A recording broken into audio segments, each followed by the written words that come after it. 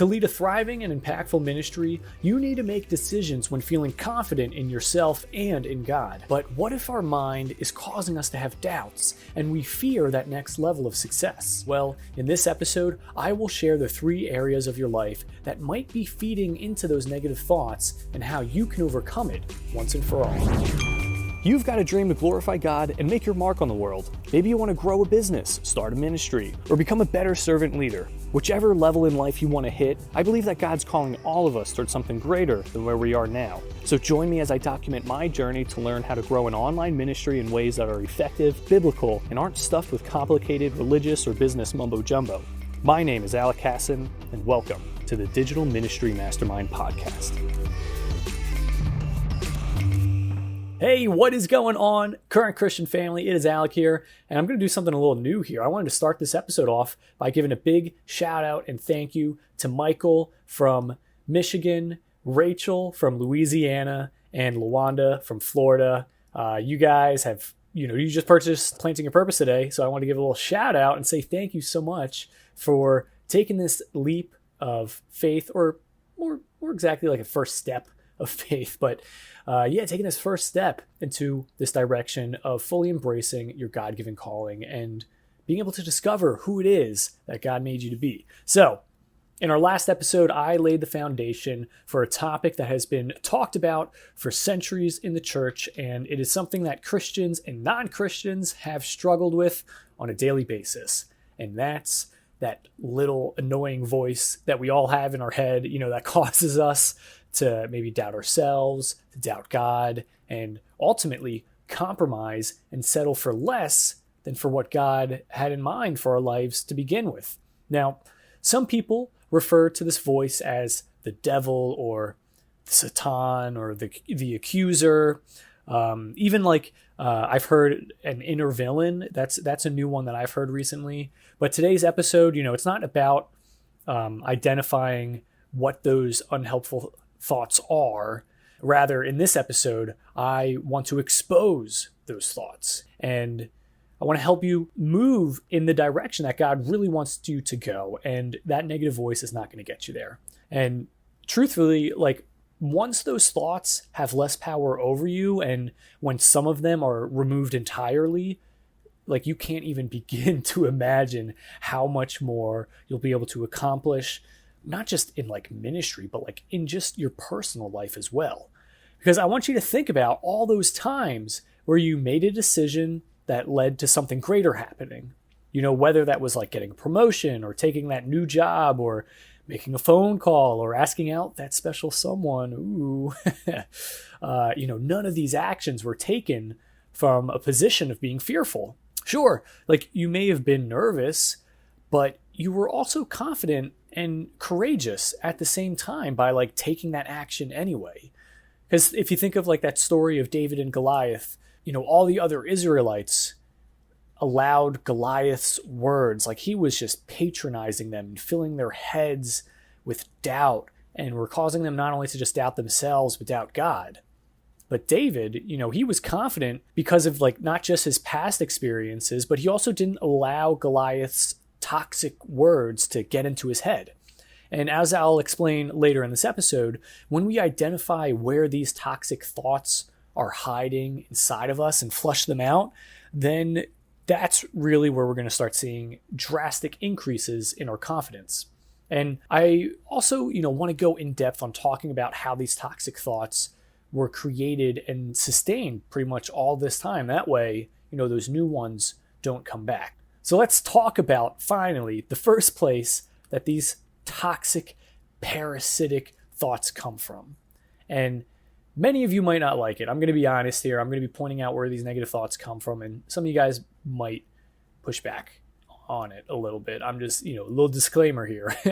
But where a lot of our toxic thinking comes from, it's from current events, really, mainstream media. The news is a big example. I'm not trying to say don't be up to date on current things, and you might even be thinking that it's critical, I have to listen to the news. I want to push back on that a bit and argue otherwise, because sure, it's wise to be aware of important events, but news networks and news articles, they are focused on one thing and it's not reliable information. That might come second or third on their list of important things to provide. But what they are really focused on is getting the views and shares, which mainly comes from negative content. Like there's this statistic out there that content that contains something negative or polarizing in nature gets about 4 times more engagement than positive news. So you can bet that, these major news networks who are battling with each other and battling just to get people's attention, because, they got to combat with TikTok dancing and cat videos. So you got to bet that these major news networks are going to put a lot of their effort into applying this practice of having negative news be the influencing, driving practice of getting shares. And I know that Tim Ferriss, he wrote the book, The 4-Hour Work Week. He is a big advocate of doing these news fasts, like where he doesn't watch or listen to any news, not even reading the newspaper. And in fact, he mentions a really good method to getting news that I've personally been using for a few years now. And, I can advocate this method actually really works well. And what he says to do is that next time you're in like a coffee shop or some type of service industry building, simply just ask one of the workers who's serving you, like, hey, is there anything interesting going on in the world lately? I didn't get a chance to read the newspaper this morning. You just ask them that. And I bet you, if there's something that you need to know, they will tell you it. And if there is something that's just like, oh, they're just sharing whatever random news that's not too important, then cool. You did not waste your time feeding your brain with all that negative information that you would see in news articles or on the TV and whatnot. And to go back to that David and Goliath example, the soldiers who were near Goliath, they were getting the 411, and they were getting all the most recent news updates about what is going on. And everyone in the area who wanted to know the updates were hearing about all the negative things that Goliath was sharing, and all the doubt that the soldiers had about winning, was beginning to be spread amongst the people there. So pretty much everyone who was close to the action was extremely doubtful and timid. Then, here comes David, who has been going about his day, doing the work that he needed to get done. And he asks like, hey, what's going on? And he was simply told that, hey, there's a giant here named Goliath. He's insulting the nation, and whoever beats him will never pay taxes again and gets to marry the king's daughter. Boom. So it's like, you see right there, like that was all David needed to hear. He didn't need to hear the insults from Goliath or the doubts of the people close to the battle. David was told exactly the right amount of information he needed to make a firm decision. But I know for sure that if David was being constantly fed the doom and gloom information that was being passed around, that he may not have had the confidence to do what needed to be done. And same can be said for you. Don't get more information than you need. Just get enough to make a decision and simply make the decision. In fact, Jesus said it like this: the eye is the lamp of the body. If your eyes are good, your whole body will be full of light. But if your eyes are bad, your whole body will be full of darkness. And there's a couple more things to the quote there. It's in Matthew chapter 6, verse 22 to 23. What I want to emphasize here is don't feed the negative thoughts by viewing or listening to negative things. And don't let others convince you that you need to be up to date on the latest negative news either. Because I promise you, it isn't serving you. And if anything, it's only feeding that dormant negative thought that is just ready to just instill all this doubt when you need confidence. So, in fact, you could replace the time that you spend consuming news with something that is actually going to help you. And you could do something like reading something positive, stretching, going on a walk, meditating, praying, listening to podcasts. And, those are just a few things that can guarantee and improve your life. Whereas the news cannot guarantee that. To be honest, it can the news cannot guarantee that it's going to make your life better if you view it every single day. In fact, what I'm trying to say here is that it'll do the exact opposite. So the first area where that toxic voice comes from is negative news. Now, the second area where negative thoughts can be hiding is in the belief that you need to improve in the areas where you're weakest. It's like the saying that you're only as strong as your weakest link. I'm sure everyone has heard that before. But let me tell you, if a link ain't strong, get rid of it. Boats, this idea of these links being linked together, I'm imagining like a boat and an anchor, and that anchor has these big chains. And if one of the links on the chain is weak, boats, they don't try to keep these weak links. They remove them. And if anything, trying to preserve or strengthen an area where you're weak, it's only holding you back from doing something greater. You'll always measure your ability on that dumb, weak link, when in reality, you've got so many other strengths that you should be focusing more on those than you should on this darn little weak link that you think is so crucial. And it's wild and I'm only saying this because I want to encourage you, because it's genuinely, you've got a lot of passions. I just know if you're listening to this and you're at this part in the podcast right now, you're a person who puts in work. You're a person who's an action taker, who's really trying to get the most out of their life in the walk with Jesus. And it's wild because in school, they ingrain this thinking into our heads that we need to focus on our weaknesses because, if we aren't good at a particular subject, then we have to work really hard to improve in that area. But that's just not how things work in the real world. Businesses, they hire out to other companies and firms to take on tasks that are outside the expertise of that business. And athletes, they hire people like chefs, accountants, and social media managers because those athletes are focused on their strength, which is being an athlete. It's kind of like going back to David and Goliath right here, when King Saul gave David his own armor and his own sword to fight Goliath. So you got this, and just in case you don't know, King Saul was known for being a really large dude. He wasn't as big as Goliath, but King Saul was towering over everyone. And David at this point in history is a legitimate child. He's a literal child. So you got a grown man who's the tallest of everyone in Israel giving a child his armor and sword. It's dude, you're setting this kid up for failure. But anyway, so, this armor, it's like a metaphor of people's expectations. And King Saul expected David to fight Goliath with the sword, which was likely, that was probably Saul's strength. He was good with the sword, but David was skilled with a sling. And he didn't need that armor anyway. If anything, I could imagine a scenario where Saul might have tried to convince David to get better at fighting with the sword because maybe David wasn't too good at using it. But, David stood his ground, removed that armor, and put down that sword, and he literally stripped himself of the expectations of others and went into battle leaning into his strengths, which was using his slingshot. And I know this episode's including a lot of David and Goliath analogies here, but it's all true. Focusing on areas that aren't your strengths is, to put it bluntly, just a big waste of time. And it's zapping you of your confidence, which is exactly what the enemy wants. Because if your strengths aren't maximized and your confidence is low, then you're in a position to not do a lot of great things in your life or ministry.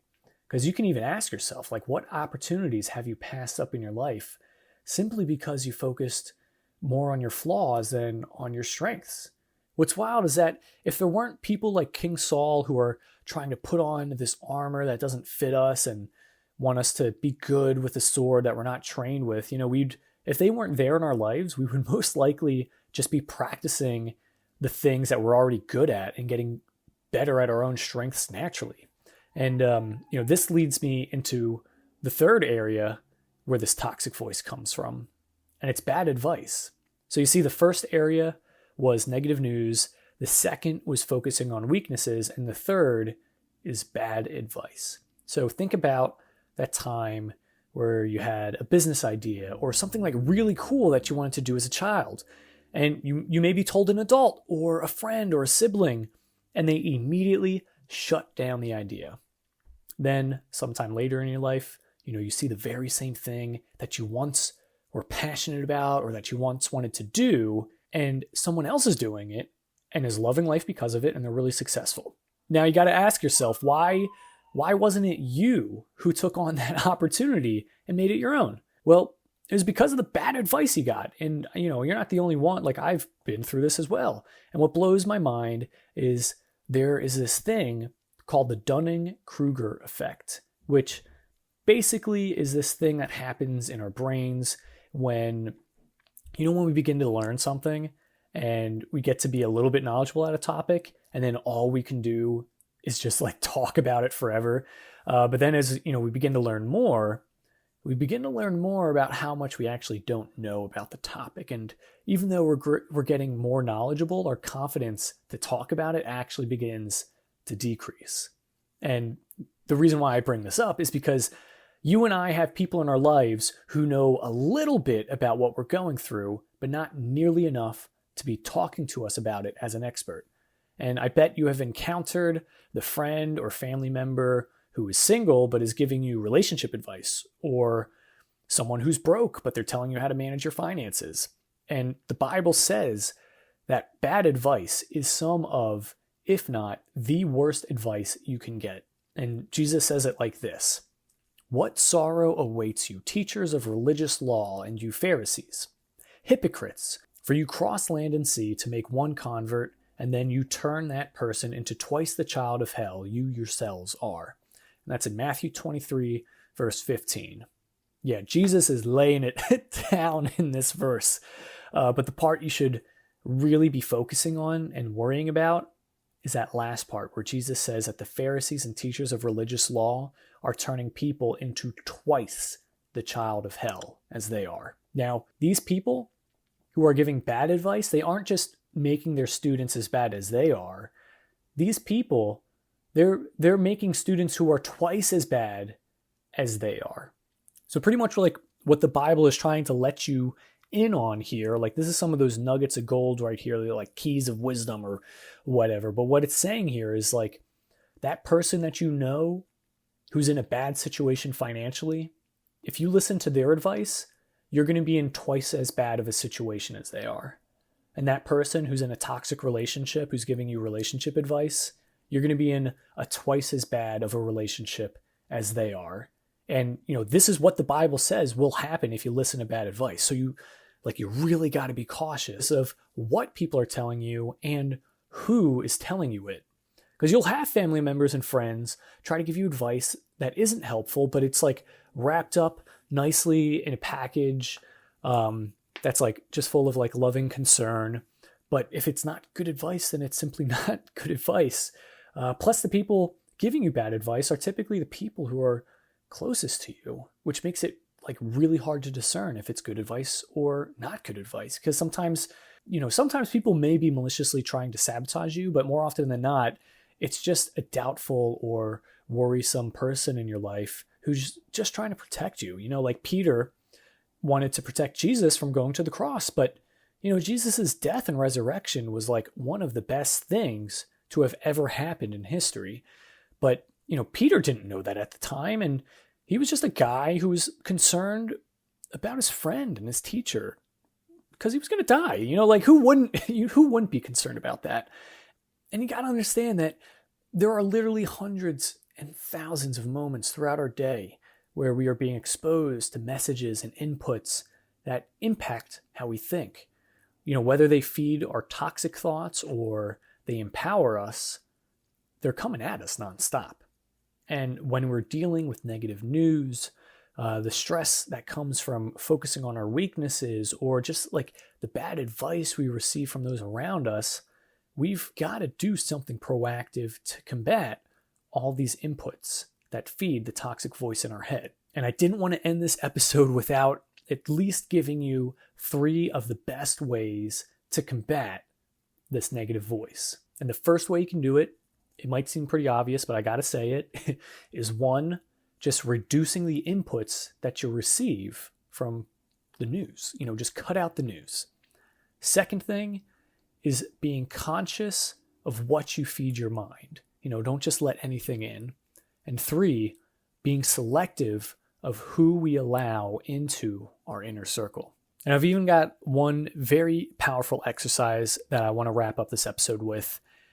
And that exercise it is all about being selective with the words that you use. Because I remember, like, I was going through a season of life where when I was around friends or family members, I would just get like super, super stressed out whenever they would invite me places. Like they'd be like, "Hey, Alec, you want to come out, for lunch this week or whatever?" I would just get frustrated because I was really busy doing my ministry work. And if I was hanging out with people, then, I wouldn't be doing work. But also, if I didn't hang out with people, then I'd feel guilty because I was working the whole time. And it was basically like a lose-lose scenario. I don't know. Have you ever had this where you felt guilty that you were hanging out with people, but then you felt guilty because you weren't hanging out with people? It's like, what do you do? And what I started to realize when I took a moment to step back was that the words I was using, that's what was making me feel upset and stressed. Because I was using words like busy, and I was saying things like, "Oh, these people are taking away my time," and even just saying things of like, "I feel stressed." All these things were causing stress, because in reality, it wasn't that I was necessarily busy. Rather, I just really enjoyed the work that I was doing. So to do work for me was something that I actually like really enjoyed, which is sad that a lot of other people don't get to experience this. But when I'm doing work, including this ministry stuff, doing these podcasts, like I really enjoy it. And my family and friends, they weren't taking away time from me. They were just simply inviting me to participate in the activities that they had already planned to do in the first place. And my stress, it wasn't really stress.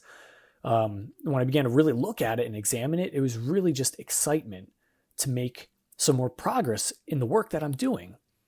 So when I would tell myself that old story of, "Oh, I'm busy and my friends and family are taking away time from me and I'm feeling stressed," it was like I was battling my friends and family and even my work. It was like I was viewing those things as the enemy.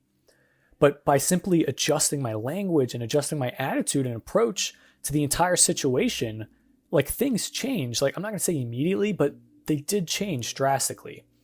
And this led to me having not just a better time with my friends, but better time with my family and even a better time at work. So, because like I'm sure you can imagine going from saying I'm busy and my friends and family are taking my time away from me and I'm feeling stressed, shifting it from that to, what? I really enjoy the work that I get to do, which is why I tend to do work a lot and not spend too much time with my friends and family. And when my friends and family invite me out, they want to invite me because they genuinely like my presence there. And I am super excited about the future opportunities that I get to have in my ministry, which is why I look forward to the future. Like, I'm sure just you hearing that, you can just feel the difference. Even in my tone of voice, I felt like I was like emotionally, just like in my heart and stuff. Like I was even feeling better just saying that versus the few sentences of busy, taking away time, and stress. It's crazy. So what words and what story are you telling yourself? Are there certain trigger words, like that word stressed I was saying? I'm sorry if stressed makes you feel stressed. Or maybe the word busy. Maybe the word busy puts you in a negative mood. And maybe instead of saying something like, I'm busy or I'm stressed, you could say something like, hey, I'm blessed with so many opportunities that I'll have to start saying no to some tasks that aren't better serving me and my family. Now, I'm not saying that the story you tell yourself or the situations that are happening is false. It might just be that your story has a different perspective that you just haven't recognized yet. And when you take the power away from certain words that are used, they don't impact you nearly as much.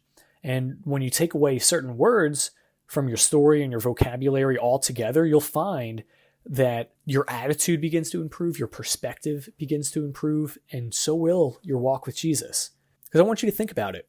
Are you telling yourself you're in a storm, or are you telling yourself you're in a boat with Jesus? And, that question, it kind of referencing the last episodes there. So if you had no clue what I'm talking about, just go back and listen to that. Because where your focus goes, your energy flows.